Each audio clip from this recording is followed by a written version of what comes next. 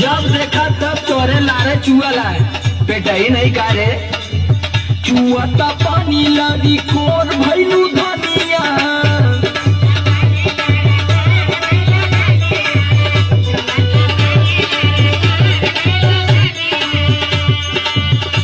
और नान होवे के चाटत चटोर भैलू धनिया चटोर भैलू धनिया चुआ ता पानी लारी कोर भैलू धनिया।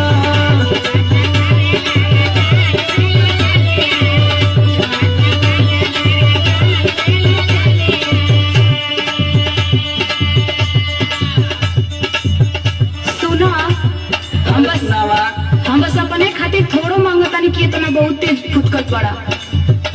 तब क्या करे खातिर मांगत है? हम सबके खातिर न कहतारी कुछ न कुछ सबके वजह न कहतारी बस हमरे सुनाता। सबका ठिका ले ले तू। अरे काहे न परिवार चलाओ के बाद तो ठिका लेवे के पड़ी न। सुना सुनावा। अम्मा जी के लिए पकौड़ी बाबू जी के केला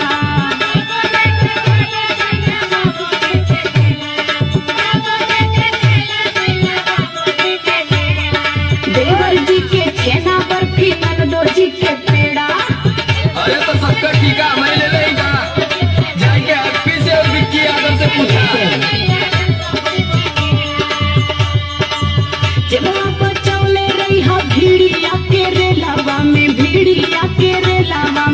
गुरही जले बिया बिचाय पिया मेलावा में बाबा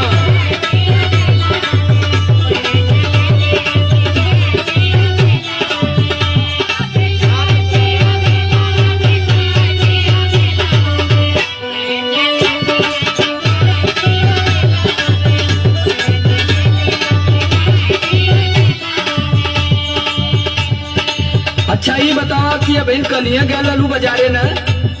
हाँ वो तो गईले रही किसिम किसिम का कुल खाए के इलू है तबले आज तोरे फिर लगल बढ़िया है भूख अलिया न देता कि लगला बने जब आम बने लगा तो वहाँ छने लगी न हंसी हंस के गोलगप्पा खैलू काल है 7 बजे अब इन रात भर आई माई चिल्लैली है कि पेट दुखाता फिर बोल भी अनवा जिलेबी चाहे लगा तो के बेना रात डोलावत बीतल हा गर्मी के मारे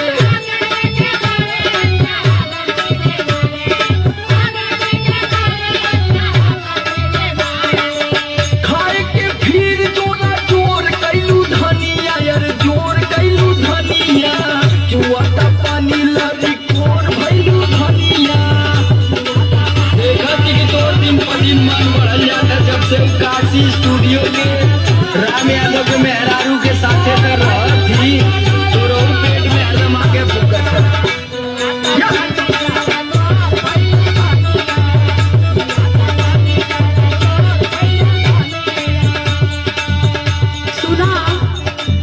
सुनावा जल्दी हो गए लोग भैया मनोज भैया सब लोग निकल गए हैं तो हमके बड़ा दिक्कत हुई वही लोग के बारे में तो बतावे जाता नहीं तो ले टोक देला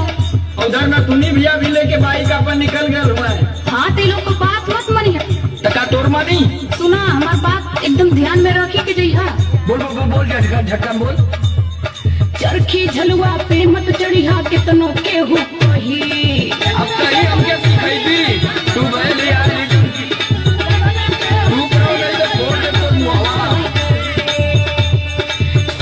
सुनर लड़की अइहे नियत रखी हा सही लाइन मारा थी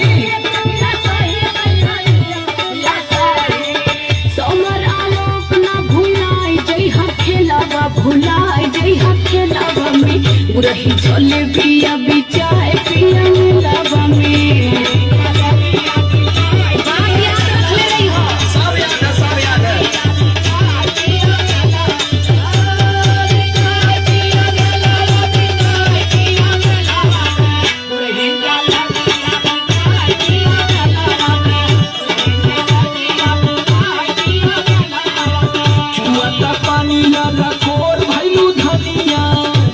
चले बिया बिचाए पिया मेलावा में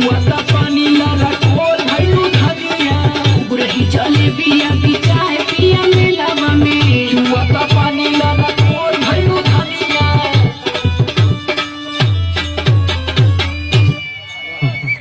बहुत जोरदार ताली होने